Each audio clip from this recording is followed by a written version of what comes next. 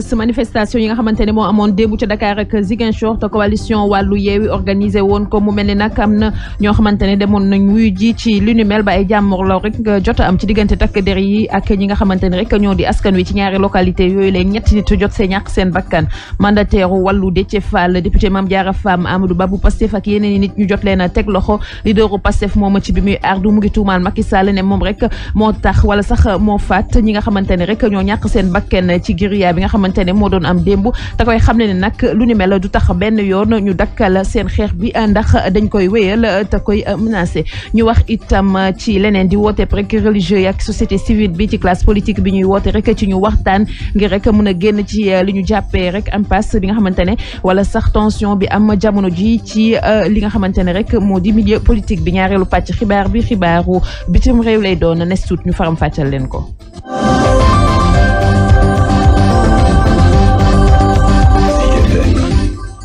Safietou Bandiaye ci kaddu gi Chérif Bekay Diallo ci xarale gi ñu dooree xibaar yi comme niñ ko waxee rek Dakar mel ni démb mu ngi doon dund benn journée de guérilla ginnaaw rek bi ñu interdire manifestation wala sax bi préfet tere rek ñi nga xamante ne ñoo di coalition Yewwi wala ñu amal seeni manifestation am na ay interpellation ndaw yoo xamante ne dañ ñëwoon ngir manifester waaye itam ay responsable yoo xamante ne teg nañ ko loxo ku si mel ni Déthié Fall Amadou Ba ñi nga xamante ne ñu ngi gendarmerie foire lañ jàpp ni la ñu nekkoon Ousmane Sonko Barthélémy Diaz ñoom nag jotuñoo génn seen kër ndax nag dañu quadriller seen kër yi tere leen génn foofu nag ay takk der yu bëri ñoo fa feesoon ñu wax ni itam lu ñu mel violation flagrante des libertés individuelles lañ ko duppee suñu sukkandikoo ci kàddu maître Abdoulaye Tall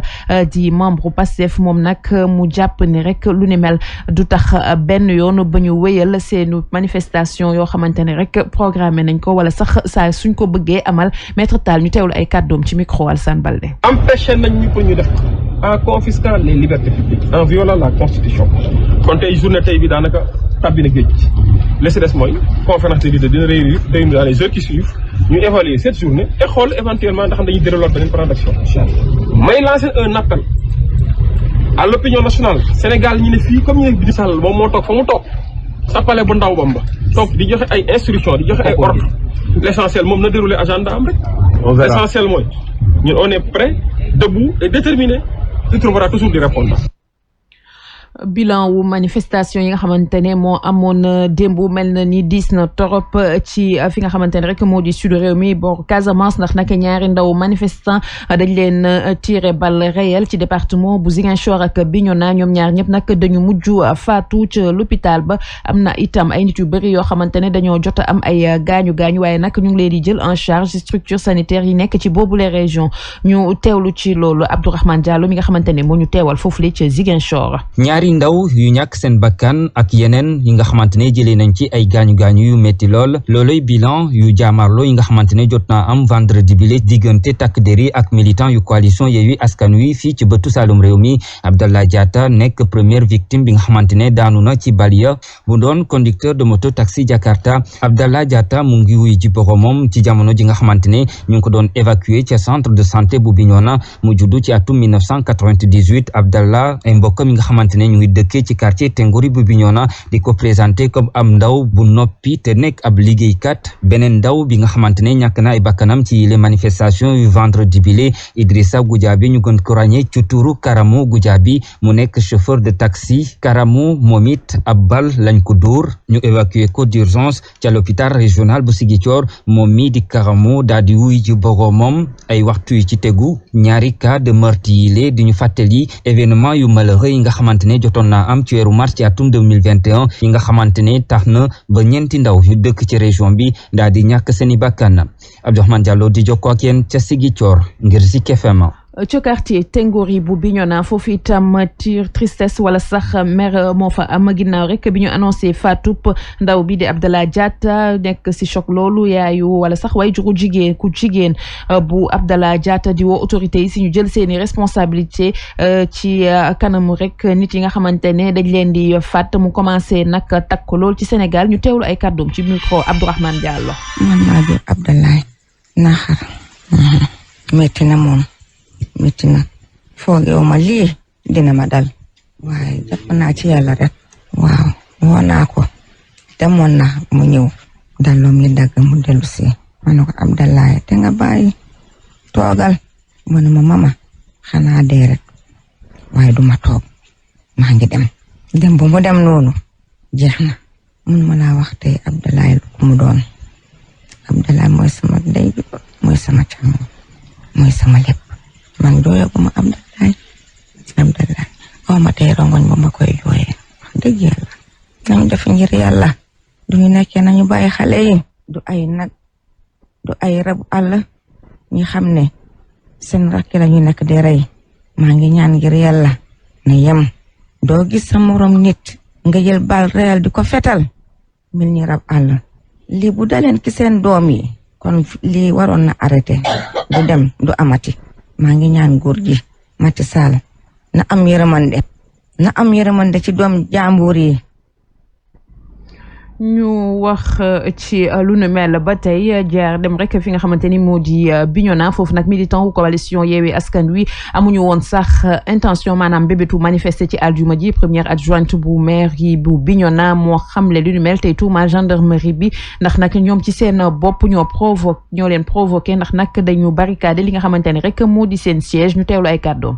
amuñu woon yéene pour manifester Bignona parce que suñu yéene mooy. ñun ñëpp département de Bignona Oussouye ak bu Ziguinchor ñu demoon daje Ziguinchor loolu la ñu coordonné woon mais malheureusement bu ñu xëyee nekk di togg suñu añ pour suñu morom ñi nga xamante ne ñu ngi waroon jóge ci commune yi vers 14h la ñu gis ay auto gendarmerie ñëw fees fa del bloqué yoon bi donc auto bu ñëw ñu arrêté ko ba finalement am na ñu bëri ay communes yu bëri nga xamante ne mënuñu woon sax egsi ci siège bi. ci lañ leen bloqué ci stop bi ñeneen ñi mënuñu yoon egsi donc ñi nekkoon ci siège bi ñu jugé nécessaire ni puisque ñeneen ñi ñu ngi fële mënuñu yegsi ñun tamit bàyyi ñu jóg dem fekk leen fa noonu lañ fa demee gendarme yi topp ñu encore au niveau du stop commencé di bugg a disperser foule yi xale yi tasaaru ci dëkk bi commencé di taal seen pneu ñu commencé di tirer leur balle réelle waaw ba ci la ñu mujjee enregistré malheureusement ce décès là.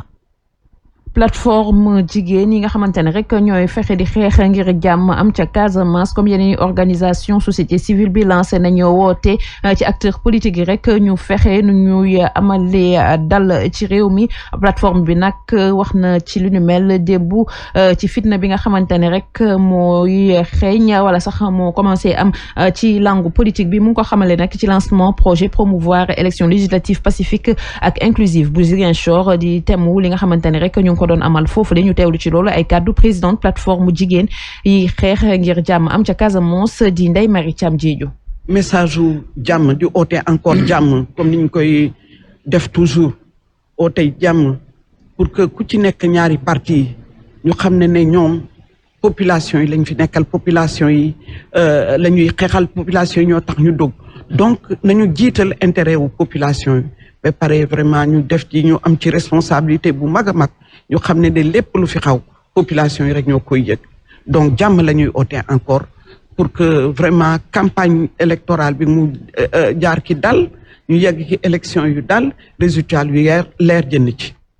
association imam ak ulema yi ci Sénégal ñoom itam jaaxle loolu ci situation bi nga xamante ne moo am jamono ji ci réewu Sénégal te su moyul rek dina virer ci loo xamante ne rek gënalul kenn wala arrangé wul kenn ci askan week ñoom ñi si bopp di politiciens yi tax nag ñuy woo acteurs politiques yi ci ñu gën a faire preuve de responsabilité chargé communication bi nag ci jokkoo bu ñu amal ak moom xamle na ni stabilité réew mi dafa war a jiitu ci lépp imam Mokhtar Ndiaye di woote rek ci ñu fexe rek toog waxtaan ñu teewlu ay kàddoom.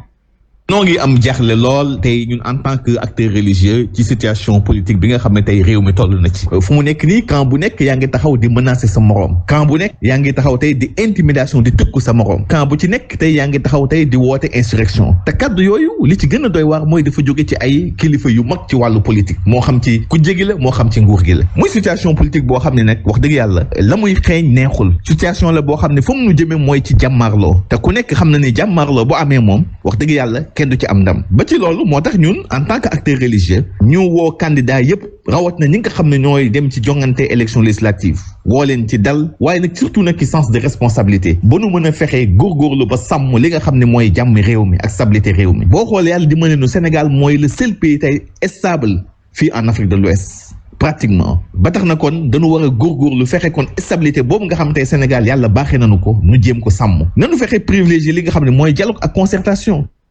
Cadre unitaire bu l'islam ak coordonnateur think tank Africa Jom Center di woo rek ñi nga xamante ni ñoo di acteur politique yi suñu fexe rek jiitalaat li nga xamante ni moo di waxtaan ñuy proposer nag ñu leen di proposer si loolu entretien bi nga xamante ni rek Younoussa Baldé def na ko ak Cheikh Ahmed Tidiane Sy ak Aliou Tine ñu teewlu ci loolu Younoussa Baldé. askan wi nekk ci tiitange bu jéggi dayoo woote jàmm di bàyyeekoo fu nekk ci gis-gis Cheikh Ahmed Tidiane Sy nguur gi ak kujje gi dañoo war a togg waxtaan moom mooy jiite cadre unitaire de l'islam du QDIS. jàmm ci la lépp xaj Sénégal nag réew la boo xamante ne ay mag ñu baax ñoo fi nekkoon tëgg ko ci tëggin bu rafet ñun dañoo am responsabilité jàllale ko ci suñu ay doom ci suñu ay sët. démocratie bu Sénégal ci gis-gis Alioune Tine dafa feebar bu métti. élection boo ko déggee ak foo ko mënti dégg dafa nekk waxtu woo xam ne ak yelleef yi nga xam ne maye nañ ko yépp dafay exploser. ku taxawal Africa Jom Center nekk tamit membre de la société civile nii waxtaan dafa jot diggante nguur gi ak kujje gi. président de la république dañ koy ñaan lépp loo xam ne moom mooy kaaraange réew mi moom ci boppam moo ci war a jiitu ñëpp man li ma gis ni moo tax nit li yëngu-yëngu yi am lu yomb réglé la de toog waxtaan rek dañ koy réglé moom ne bu lee ministre de l'intérieur toogal ak parti politique yi ngeen waxtaan bu ñu toogee waxtaan daañu gis solution ba pare ñu dem ci élection yoo xam ne mooy élection yoo xam ne élection jàmm la. wante mu mel ni acteur politique yi de dégguñu leen. ñu xool naka la ñuy doxale pour que mu am dal ci réew mi waaye solution yi ñu proposé en tout. l'opposition bi fas yéene amal ay rassemblement ci Ndakaaru ak it ci Ziguinchor donte sax kilifa yi tere nañu leen ko. ñu dem rek ci xibaaru biti réew.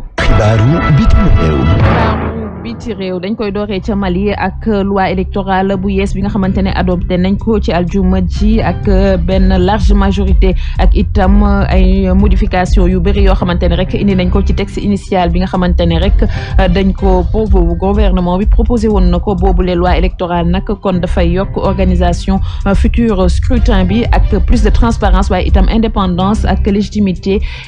ci li nga xamante ne rek moo di seen loi boobu loolu lépp nag ak benn nouvel organe unique de boo xamante ne moom ci boppam rek moo gérer lépp lu jëm ci wàllum jongante ginnaaw fusillade bi nga xamante ne rek moo amoon ca frontière diggante Rwanda ak République démocratique du Congo démb rek